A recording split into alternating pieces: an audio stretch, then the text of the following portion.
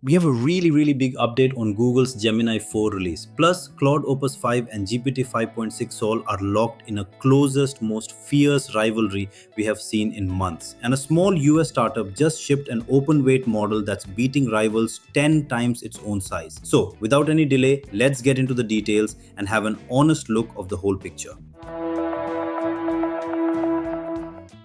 Starting with what probably is the biggest story of the month so far. Instead of Gemini 3.5 Pro, Google is now seemingly going for Gemini 4. Here are the insights. Google originally planned to ship Gemini 3.5 Pro back in June. It never landed. Then reports surfaced describing a genuinely rough internal picture, coding stumbles, clashing teams, and frustrated engineers, with the tech reportedly falling short of Google's own internal goals. Instead of pushing 3.5 Pro out the door anyway, Google appears to have made a much bigger call. On July 21st, Logan Kilpatrick, who leads Google AI Studio and sits deep inside the Google DeepMind team, confirmed publicly that Gemini 4 is already in pre-training. That same day, Google launched Gemini 3.6 Flash as a smaller, faster stopgap release, alongside a teaser specifically pointing toward Gemini 4. CEO Sundar Pichai backed this up directly on Alphabet's Q2 earnings call, saying the next real leap forward depends on building much larger base models, not incrementally patching what already exists. One widely upvoted Reddit comment captured the read plenty of people landed on. Pro 3.5 wasn't able to compete with Fable, so it's back to the drawing board for a bigger leap instead of a smaller hop. Now here's the honest caveat, because the reaction to this news has genuinely been split. A lot of people are excited. One top comment simply said, "Releases every month, yes please." But there's real skepticism too, and it deserves airtime. Another widely upvoted comment pushed back hard on the whole story, pointing out that Google has revealed the first details about Gemini 4 was really just a logo and a caption with no actual source, no link, nothing concrete, calling it the social media equivalent of vaporware hype. So where does that leave us? Google has genuinely confirmed pre-training has started. Pichai has publicly tied Gemini's future to bigger base models, but there's no benchmark, no model card, no release date, and no confirmed specs for Gemini 4 yet. What we do know is that Gemini 3.5 Pro, as originally planned, appears to be functionally dead, replaced by a bet on something bigger rather than a smaller course correction. Well, this was just the starter. Let's now move to the story that has got everyone hooked up. The fierce rivalry heating up between Claude Opus 5 and GPT 5.6 SOL. Here it is. Now, this is really interesting. Opus 5 and GPT SOL are the two current flagship models everyone's actually using right now, launched about 3 weeks apart. Opus 5 dropped July 24th. The GPT 5.6 family, SOL, Terra, and Luna, went fully public July 9th after weeks of limited access to roughly 20 government-vetted partners first. And here is how both these giants are looking right now. On paper, Opus 5 wins the benchmark fight clearly. On SWE Bench Pro, it scores 79.2% against SOL's 64.6%. On ARCAGI 3, Novel Problem Solving, it's 30.2% against SOL's 7.8%. GPT 5.6, SOL claws back real ground on knowledge tasks though, averaging 94.6 against Opus 5's 64.7. Pricing sits close either way. Both charge $5 per million input tokens, but Opus 5 comes in cheaper on output, $25 against SOL's 30. The community reaction to Opus 5 specifically has been enthusiastic but volatile. Its Hacker News launch thread pulled over 1,700 points and more than 1,300 comments, the single biggest reaction in this entire dataset. Developers were shipping real projects with it the same week it launched, including a full procedural 3D desert built inside Claude code that picked up hundreds of upvotes on its own. But the launch wasn't smooth.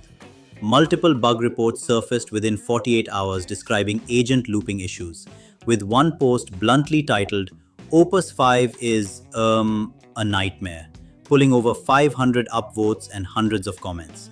There's also real skepticism about benchmark inflation circulating, with one heavily upvoted comment on the main launch thread specifically pushing back on taking the headline numbers at face value. On the GPT 5.6 side, the strengths people keep citing are programmatic tool calling and the new extra high and ultra reasoning levels, both introduced directly in OpenAI's own launch materials. ChatGPT work, built on Codex and GPT 5.6, is being pitched directly at nearly a billion weekly ChatGPT users. But GPT 5.6 has its own real problems. A severe context window regression was reported on GitHub, the advertised 1.05 million token window actually cutting down to as little as 258,000 in practice, a repeat of a bug from an earlier version. There's also a genuine trust complaint circulating on Reddit, with one user describing the model sending an email they had explicitly declined, which is a real agentic overreach concern, not a minor annoyance. So here's the realistic task-by-task consensus that's actually emerged from actual side-by-side testing. Choose Opus 5 if your workload is agentic coding, long context reasoning, or genuinely novel problem solving. Choose GPT 5.6 SOL if you are already deep inside the ChatGPT ecosystem or the work leans heavily toward broad knowledge tasks. But the crazy thing is that the community is not really treating this as a winner-take-all fight anymore. The line repeated across both communities captures the mood well. Competition is a win for everyone. Now let's talk about a name most of us have never heard before this week, and it just quietly beat models many times its own size. Can you guess what it is? Well, let's find out. As you move to the most crucial portion of the video, do tell me, which AI is your absolute favorite? Plus, hit that like button and press that lonely subscribe button as well. Here's something genuinely refreshing in a field that's been almost entirely dominated by Chinese open-weight labs for 2 years straight. A serious American open-source contender.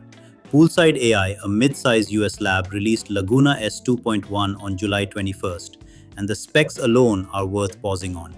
It's a 118 billion parameter mixture of experts model, but only 8 billion of those parameters activate per token, which is exactly why it can run on a single desktop machine rather than requiring a data center.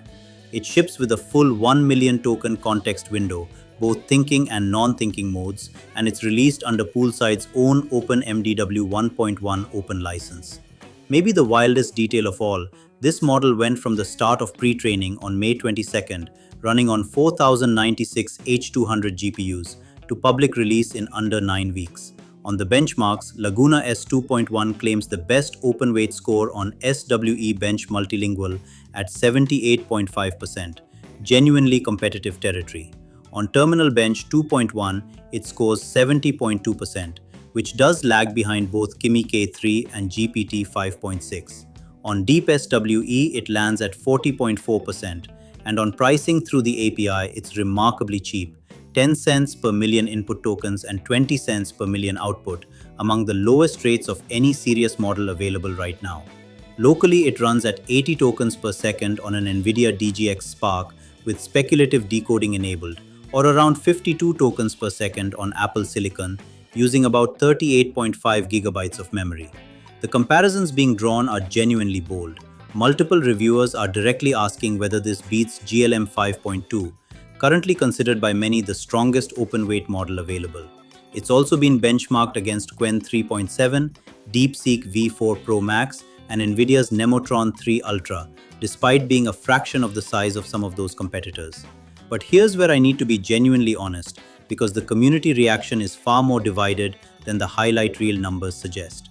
One heavily upvoted Reddit thread captured the split perfectly, with one comment calling it either benchmaxed or a genuine new efficiency king, and other commenters straight up disagreeing on how it actually stacks up against Qwen 3.5 and 3.6 in practice.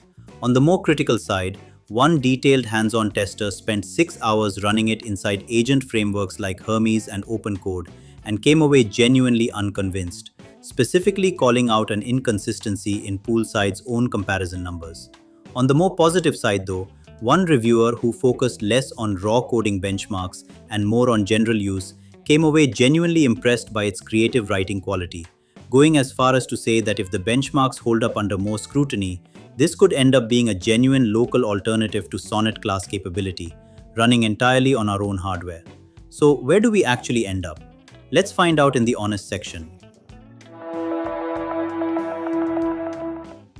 Before we wrap up, here is my honest take on these updates. On Gemini 4, everything here is genuinely early stage. Pre-training has been confirmed by a credible internal source, and Pichai's earnings call comments back up the direction. But there's no benchmark, no timeline, and no official Google announcement with real specifics yet. On Opus 5 versus SOL, the raw benchmark scores are solid and independently reported, but the agent looping issues on Opus 5 and the context window regression on SOL are both real, recent, launch week problems, not settled facts about either model's long-term reliability. On Laguna S 2.1, this is the freshest and most contested story of the three. Poolside's own benchmark numbers are genuinely strong on paper, but multiple independent testers are getting inconsistent real-world results depending on the exact task and the agent harness being used. Treat the size-adjusted Beats model's 10 times larger framing as a real interesting claim worth testing ourselves, not a confirmed universal ranking. And the broader honest takeaway across all three stories. Google is placing a real bet on a bigger leap rather than a smaller fix. Opus 5 and SOL are proving that task-based routing beats picking one permanent favorite. And Laguna S 2.1 is a genuine reminder that impressive benchmark charts and consistent real-world performance are still two different things, no matter which lab is publishing them.